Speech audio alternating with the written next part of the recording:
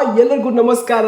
ನಾನು ನಿಮ್ಮ ಕನ್ನಡಿಗ ಮಾತಾಡ್ತಾ ಇದ್ದೀನಿ. ನಾವು ಈಗ ಸೂಪ್ರಮ್ ಸೋ ಚಿತ್ರದ ಒಂದು ಕಲೆಕ್ಷನ್ ಕಡೆಗೆ ಒಂದು ಭೇಟಿಯನ್ನು ಕೊಟ್ಟು ಬರೋ ಹಾಗೆ ನಿಮ್ಗೆ ಇನ್ನೊಂದು ವಿಷಯ ಗೊತ್ತಿರಲಿ, ಇವತ್ತಿಗೆ ಸೂಪ್ರಮ್ ಸೋ ಚಿತ್ರ ಬಿಡುಗಡೆಯಾಗಿ 34 ದಿನಗಳನ್ನು ಕಳೆದಿವೆ. 34 ದಿನಗಳಲ್ಲಿ ಸುಮಾರು 100 ಕೋಟಿಗಿಂತ ಹೆಚ್ಚು ಒಂದು ಗಳಿಕೆಯನ್ನು ಕಂಡಿರುವ ಈ ಚಿತ್ರ ಇಡೀ ಇನ್ನೂ ಯಶಸ್ವಿ ಪ್ರದರ್ಶನವನ್ನು ಕಾಣ್ತಾ ಇದೆ ಅಂತಲೇ ನಮ್ಮ ಪಕ್ಕದ ರಾಜ್ಯವಾದ ಕೇರಳದ ಚಲನಚಿತ್ರಗಳು ಕಮ್ಮಿ ಬಜೆಟನ್ನು ಹೂಡಿಕೆ ಮಾಡಿ ಅಧಿಕ ಮೊತ್ತದ ಕೋಟಿ ಹಣದ ಒಂದು ಗಳಿಕೆಯನ್ನು ಕಾಣ್ತಿದ್ವು.